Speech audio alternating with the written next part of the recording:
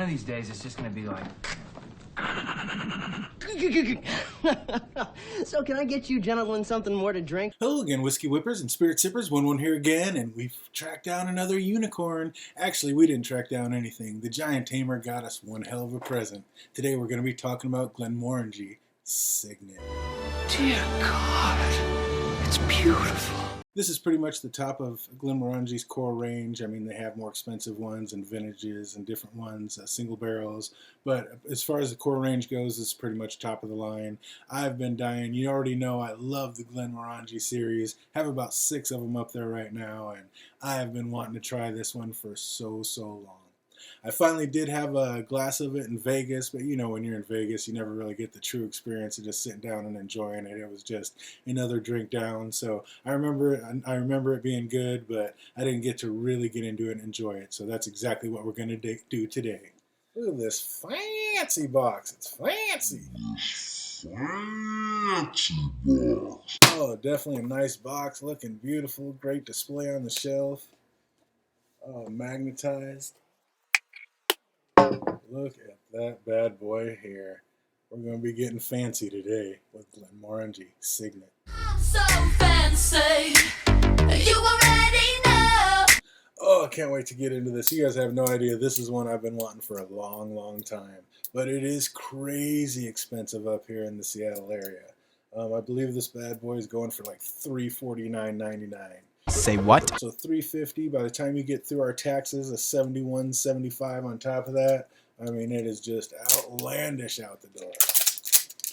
Oh, but as a gift, I mean, unbelievable, just above and beyond. I can't believe she got it, and I am so crazy excited to taste this bad boy. Oh, let's get it open. Oh, amazing little pop. Ooh, that is a heavy cap, too. Just feels expensive. Let's get it in the glass.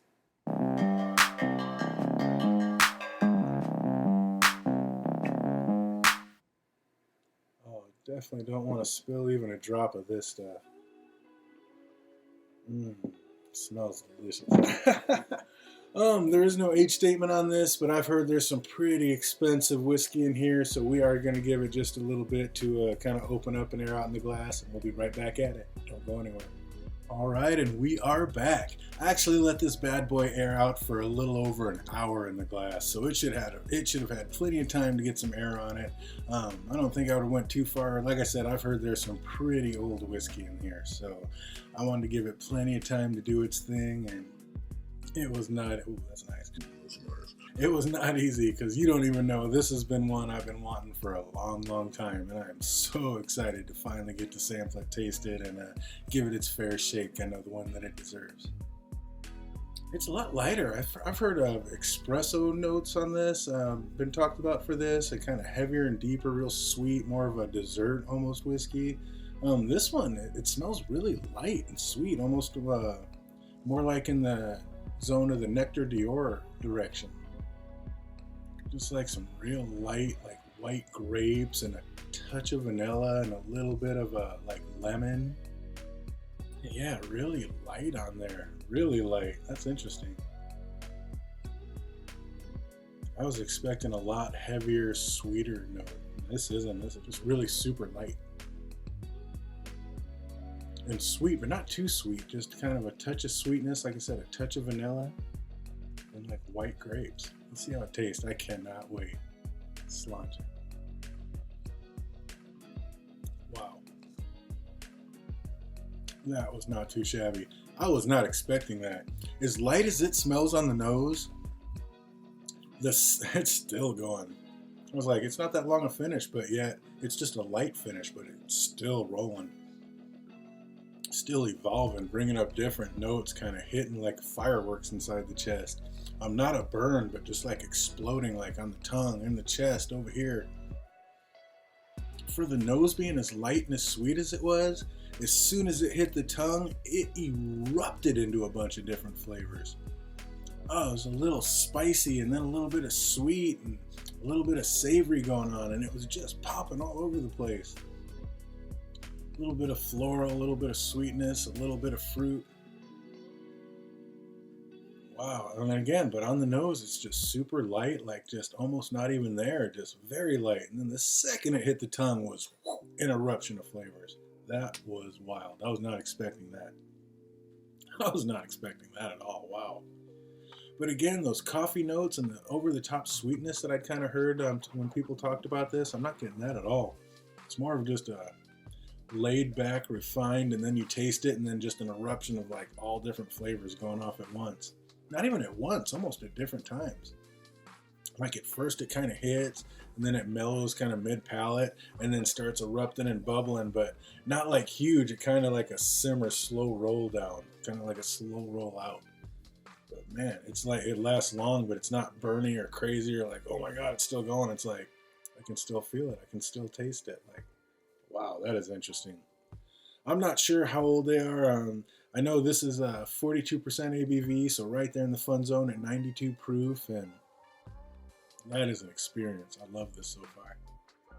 Again, not the most going on the nose, but well, let's go back in for a second sip and make sure.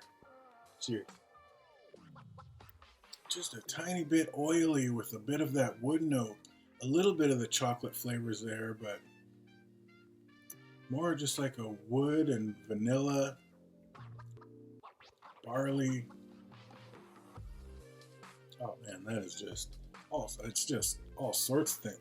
Every time you go back, it's more flavors, different things happening, and it keeps going. You can tell that's an older whiskey because again, like you smell it and there's almost nothing, and you taste it and it just comes alive. I wonder what's going to happen with a drop of water. Let's find out.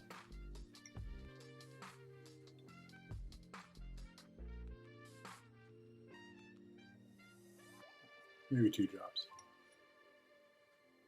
Not trying to drown it or water it down, just want to kind of open it up, crack open those oils, and see what flavors we can bring to light.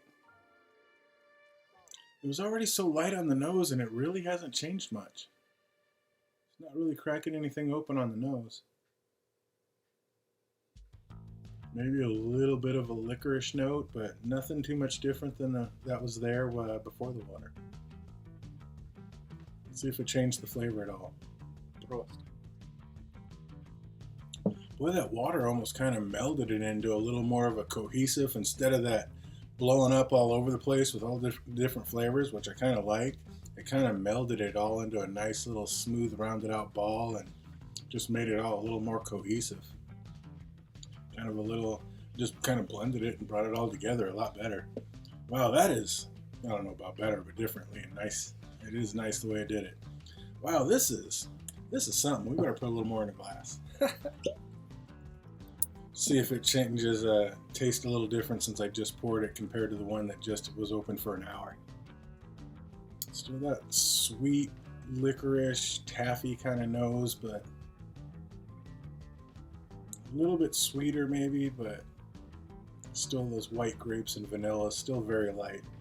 But a little more of that licorice flavor. I don't know if that's just because I've tasted so much of it now and now it's kind of in my senses, but a little bit more of that licorice taste going on, which I'm not a huge fan of licorice, but I mean, it's very soft and subdued, so it's not like that over-the-top anise taste. It's kind of just like a nice little blend of candy and licorice.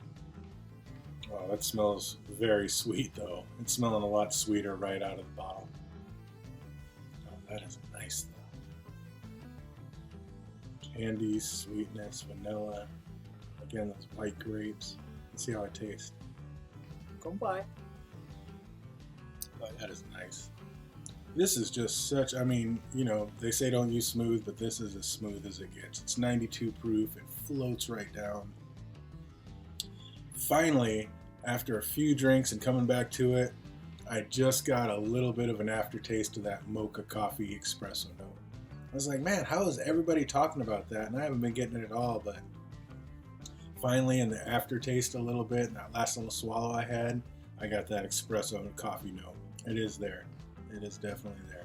Oh, this just smells so sweet and nice. This is delicious. Is it worth the astronomical price of what we paid? I mean, my goodness. I mean, I'm glad it was a gift, but I feel terrible that she paid so much. She knew I really wanted it, but man, That is so much money for whiskey. And the grossest part is I told her not to get it because it's like $100 cheaper. Other places like California and Florida, it's literally $100 at the same total wine, the same bottle. That drives me nuts. But the same store, the same company selling the same juice, it's $100 cheaper down there. Like, that just kills me. Like, why? I just don't understand why we have to pay more. Yes, we're already paying astronomically more in taxes. Why are we paying more for the same bottle? It just kills me. Where's that extra money going? I would love to know. Inquiring minds want to know, I'll tell you what. But as far as the flavor goes, it is delicious. If you take out that astronomical price tag, this is an absolutely wonderful whiskey. Oh, every time you go back, it's just a different flavor, a different nose, a different everything. Like, it just keeps changing and evolving. Like, this is fantastic. You could definitely spend some time with this glass and get something new every time you go back to it, which is what you kind of expect with an older and more expensive whiskey. There's a reason it's older and more expensive. I put a lot more time into it. At least it's been sitting around the warehouse long. Especially, like, I think I've heard there might be whiskeys as old as 30 years old in here. I'm not 100% sure, but I've heard there are definitely some older whiskeys. And it's definitely doing its thing, because yeah, it is constantly evolving into something different every time. Like I said, hate to do it, but you know how we do around here. Gotta try it the third way. Let's put it over a little bit of ice and see what happens. Say what? Oh, it almost seems like sacrilege. Ooh, hello. Let's get it.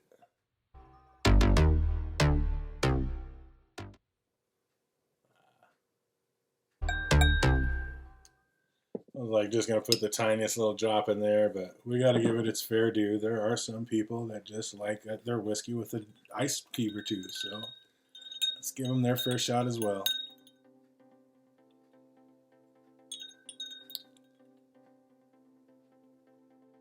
Oh, kind of that woodsy popsicle note that you get sometimes when you put it over ice is really coming out. Wood, licorice, and popsicle. Like a woody kind of black licorice popsicle. With some light sugar dusted over the top of it for some extra sweetness. Oh, we don't want that ice to melt too much. Let's get it. Cheers. Oh, wood note, barley. Wood and barley with a little bit of sweetness.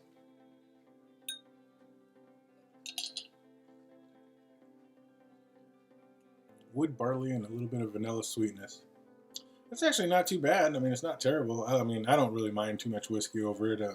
Kind of kills some of the flavors and it switches it up a little, but it's not awful. I wouldn't do it. I mean, obviously, I'm going to be drinking this one neat, but that's not terrible. But neat, this is fantastic. Like I say, so far, the only thing that's taken any points away from this thing is the astronomical price tag. I mean, that's just too much money for a bottle of whiskey. It's like, I get it, it's got older whiskey in it, but man, come on. And the fact, again, that I know it's $100 cheaper in other states is just another kick to the gut. So, all that said, trying not to be too biased, this is absolutely delicious. Glenmorangie, like I said, I have at least 5 other bottles of Glenmorangie here.